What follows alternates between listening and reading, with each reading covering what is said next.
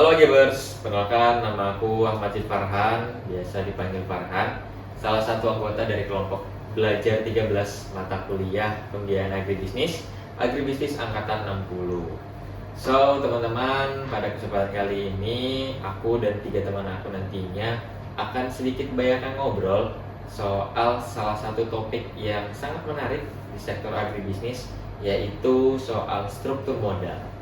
Nah, nanti kita akan coba kulik-kulik lagi dan kita tanya-tanya kepada teman-teman aku, sebenarnya struktur modal itu seperti apa sih, dan bagaimana implementasinya, atau nanti kita bisa tanya-tanya soal pengalaman dari 3 narasumber kita.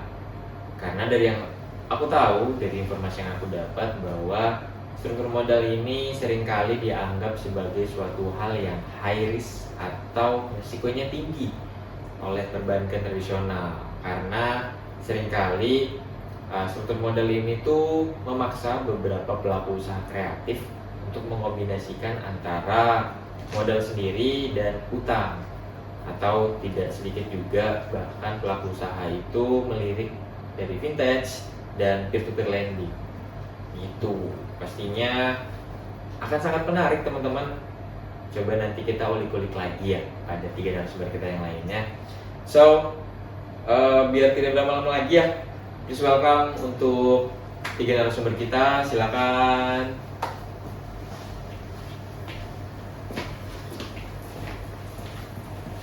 Halo. Halo, halo. Silakan duduk. Nah, oke. Apa kabarnya teman-teman? Baik. Baik, alhamdulillah. Gimana masnya? Alhamdulillah juga baik, sehat hari ini. Nah, untuk kita salam sapa dulu ya kepada viewers kita tadi ya. Kebetulan aku udah kenalan.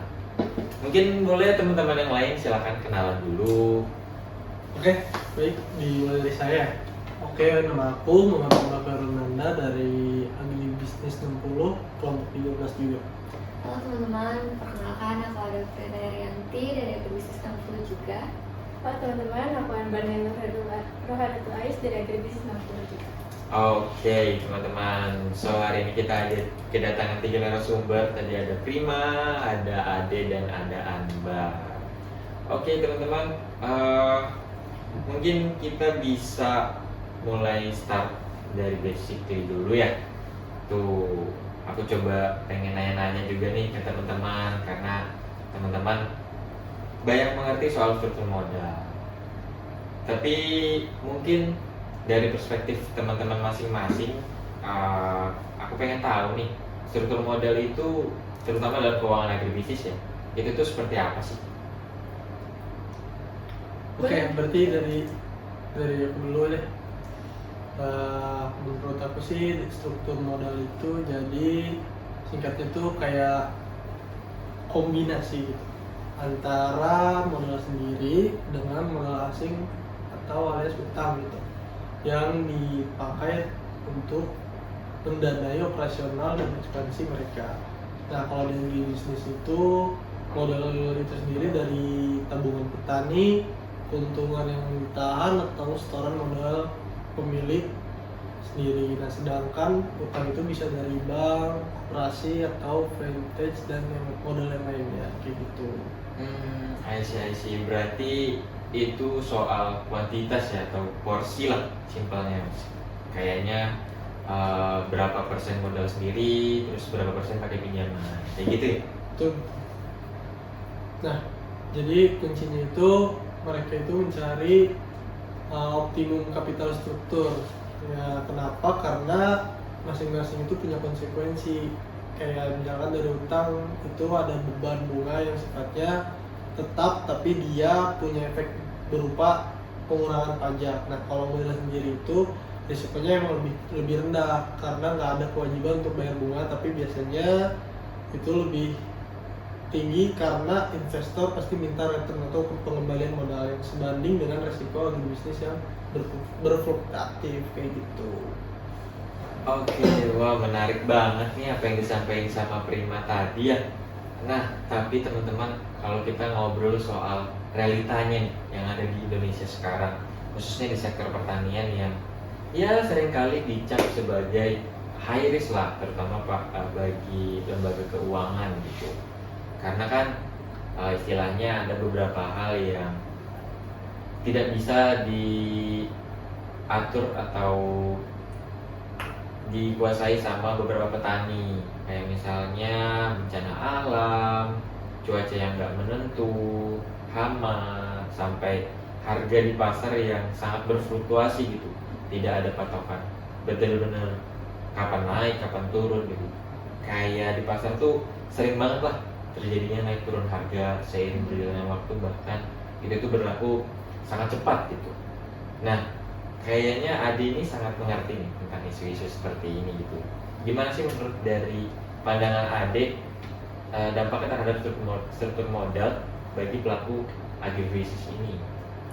Oke, nah yang mau permasalahan itu lagi jadi isu hangat-hangatnya ya teman-teman. Kalau dari data sendiri nunjukin penyaluran kredit perbankan ke sektor pertanian itu persentasenya masih tergolong kecil dibandingkan sama sektor lain kayak manufaktur atau properti atau yang lainnya gitu. Bank sendiri itu biasanya hati-hati banget kalau misalnya mau masuk ke sektor pertanian. Jadi akibatnya gimana sih? Banyak pelaku UMKM agribisnis kita tuh yang struktur modalnya timpang. Jadi kita terlalu banyak bergantung sama modal sendiri yang terbatas. Jadinya bisnis kita tuh susah buat scale up. Nah tapi kan sekarang ini lagi lumayan marak juga ya soal vintage atau peer-to-peer lending, pertanian dan sebagainya. Kira-kira itu ngaruh nggak sih ke struktur modal nih mereka? Pasti ngaruh banget dong. Jadi isu terkininya tuh justru bergeser ke digitalisasi pembiayaan. Dimana sekarang tuh banyak banget petani milenial atau startup agribisnis tuh yang ngerubah struktur modal mereka dengan masukin unsur crowdfunding atau vintage khusus pertanian seperti crowd atau Tanifan atau platform lainnya gitu ya. Kelebihannya sendiri itu apa sih? Syaratnya emang lebih fleksibel dibandingkan bank-bank konvensional lainnya. Tapi tantangannya tuh biasanya bunga dari vintage ini cenderung lebih tinggi dari KUR bank biasanya. Jadi pelaku agribisnis itu harus pinter-pinter banget ngitung rasio utang mereka supaya nggak boncos dan jadi usaha mereka tuh tidak rugi gitu. I see. Nah mungkin tadi yang disampaikan sama Prima dan Ade itu jadi landasan teori kita buat belajar ya teman-teman. Sangat menarik banget nih dan tadi apa yang disampaikan sama Prima sama Ade. Oke, mungkin ini ya teman-teman, aku izin biar viewers kita ini lebih ke gambar gimana sih sebenarnya struktur modal itu dan bagaimana cara kerjanya. Kayak kasarnya gambaran realnya lah kayak gitu. Mungkin teman-teman ada kasus menarik atau pengalaman yang bisa di-sharing ke viewers kita, bagaimana sih sebuah usaha agribisnis itu mengelola struktur modalnya seperti itu. Aku ada nih satu kasus yang kemarin sempat aku bedah, itu tuh dari UMKM kopi specialty. Nah, dia itu dari Jawa Barat. Jadi dia itu awalnya 100% pakai modal sendiri tanpa adanya utang kayak gitu. Oh, berarti aman dong kalau kayak gitu. Kayak nggak ada utang, nggak ada tanggungan yang lebih buat dibayar kayak gitu. Sebenarnya aman sih, cuman mereka jadi kayak stuck di situ aja gitu. Dan permintaan ekspor dari luar negeri itu mereka butuh mesin roasting yang cukup besar dan juga biayanya cukup tinggi gitu, sekitar ratusan juta. Dan kalau misalkan nunggu modal sendiri sih kan harus kekumpul dan itu cukup lama dan momentum pasarnya jadi menurun.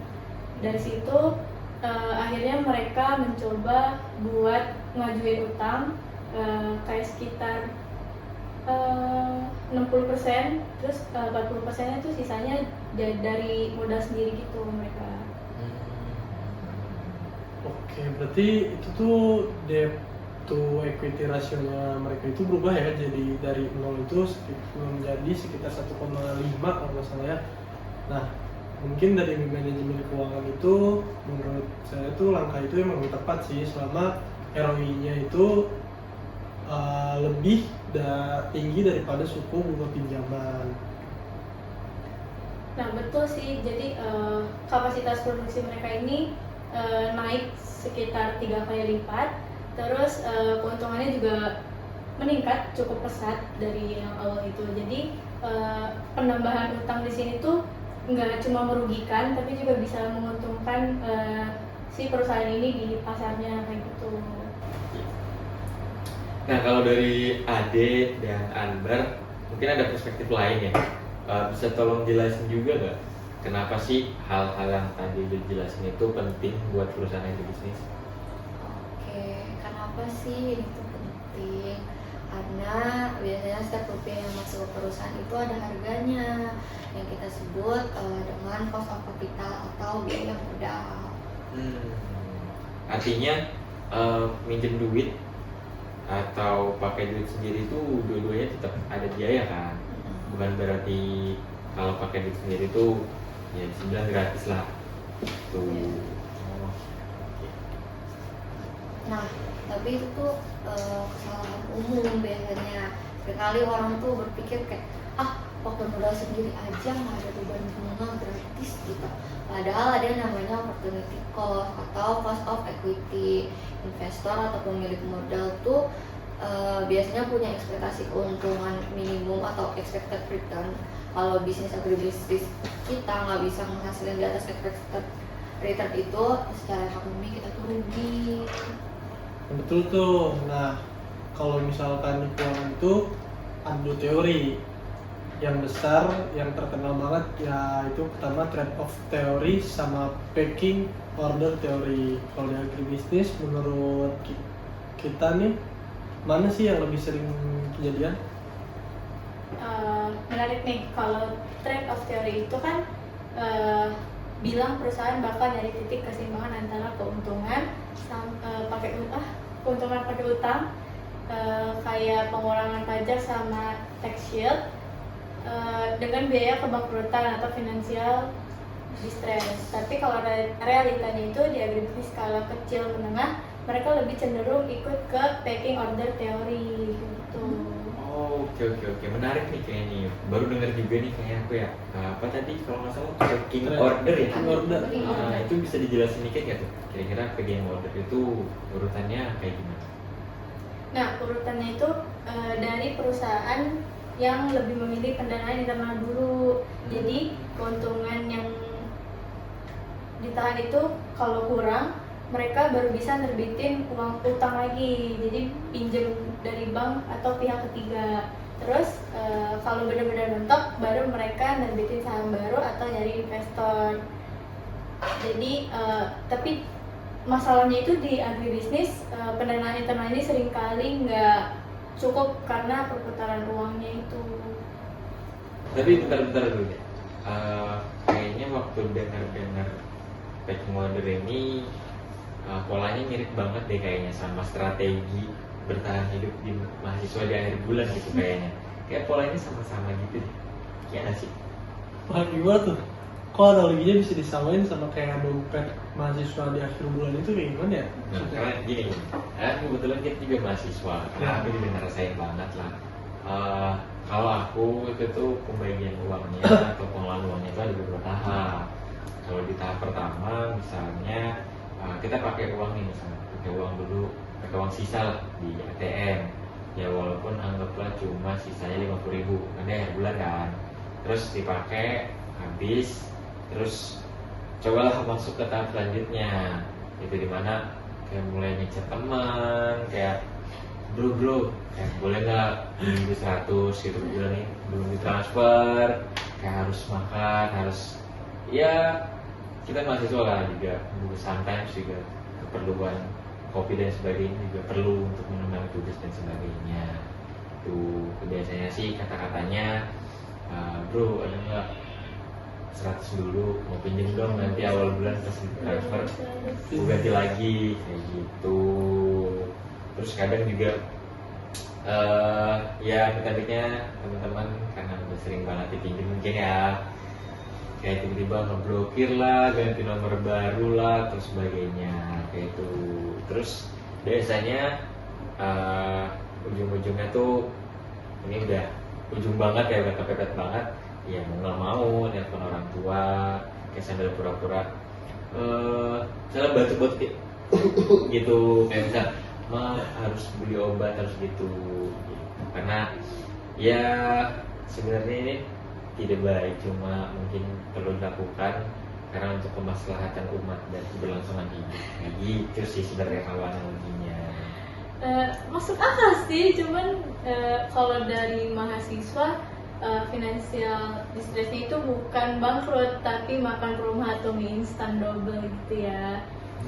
Biar kuat makan seminggu gitu kan. Iya sih opini gitu ya. Nah, tapi bercandanya begitu emang kenyataan sih di agribisnis. Cuma bedanya kalau petani di UMKM petani itu perputaran uangnya itu musiman emang, jadi per musim gitu. Nah, itu tuh yang bikin pusing tuh kayak gitu. Gini loh, kalau mereka itu keluar modal terus-terusan gitu per musim itu, di awal beli benih, pupuk, bayar kerja gitu, duit keluar tiap hari, tapi pemasukannya nggak ada ya, nanti nunggu 3 atau 4 bulan lagi pas panen gitu. Itu pun kalau harganya nggak mendadak terjun payung atau panen raya kan, jadi mungkin. Betul. Makanya pendanaan internal atau pemerintahan mereka tuh sering banget udah habis duluan buat biaya hidup atau operasional harian sebelum musim tanam berikutnya dimulai. Jadi mau nggak mau mereka harus loncat ke tahap kedua deh dari teori tadi itu, cari utang atau cari biaya dari eksternal. Oke. Nah, pas masuk ke tahap hutang-hutang ini agak sedikit merinding ya teman-teman. Karena kalau mahasiswa ini minjem duit ke teman lah misalnya, ya taruhannya atau bayarannya bukan cuma pertemanannya aja gitu. Tapi kalau tadi di sektor agribisnis minjem ke lembaga keuangan, taruhannya juga mungkin bisa lebih besar gitu, kayak sertifikat tanah lah atau apapun itu yang lebih berharga lah karena berkaitannya sama uang dan keberlanjutan kehidupan gitu. Berarti nih kalau bisa aku tarik kesimpulan, resiko di bidang agribisnis itu emang sengeri itu ya teman-teman ya, dan buat dapat struktur modal yang ideal itu tantangannya juga cukup lumayan besar gitu. Dapat banget nih aku poinnya teman-teman. Sangat-sangat menarik apa yang teman-teman sharing pada kesempatan kali ini. Jadi kalau boleh aku tarik kesimpulannya, struktur modal khususnya di agribisnis ini tuh bukan cuma soal teori angka di atas kertas ya, kayak ya nominal-nominal dan sebagainya gitu. Tapi aku menangkap bahwa bagaimana tentang cara membaca peluang, terus mengukur resiko dari sektor pertanian khususnya yang tadi juga dijelasin sangat dinamis, harga fluktuasi dan sebagainya, dan bagaimana cara kita untuk berani mengambil keputusan pendanaan yang tepat gitu. Dan mungkin ada sedikit pesan ya teman-teman, kalau misalnya nggak ada satu formula struktur modal yang cocok untuk sebuah bisnis. Jadi pasti setiap bisnis tuh ada struktur modalnya masing-masing. Kayak petani sawit, peternak, atau pengusaha hidroponik pasti punya racikan struktur modal yang berbeda-beda tergantung dengan cash flow mereka. Oke teman-teman, sangat banyak nih informasi yang khususnya aku dapatin ya dari teman-teman bertiga, dari Prima, Ade, dan Anbar gitu. Jadi semoga apa yang dari 3 teman-teman saya sampaikan ini itu bisa diterima dengan baik sama viewers semuanya. Semoga dari perbincangan kami ini, dari obrolan sederhana kami ini, bisa menjadi informasi tambahan buat teman-teman semuanya, terutama mahasiswa ataupun sivitas agribisnis seperti itu. Kalau misalnya nanti teman-teman yang menonton ini pengen coba bangun bisnis, pengen coba berwirausaha dan sebagainya, mungkin video ini cocok untuk jadi informasi tambahan buat teman-teman semuanya, karena tadi informasi yang disampaikan sama 3 narasumber kita itu soal struktur modal itu sangat menarik dan sangat terkini gitu. Nanti kalau teman-teman mau tanya lebih banyak pada 3 narasumber kami, silakan untuk menghubungi email yang di bawah gitu. So thank you for today guys. Terima kasih sudah berkesempatan untuk diajak ngobrol pada siang hari ini. Ini semua. Mungkin habis ini mau melanjutkan kegiatan lagi ya. Iya. Oke. Ada jadwal lagi. Terima kasih. Mungkin sekian dari kelompok kami, teman-teman. Terima kasih. Bye bye.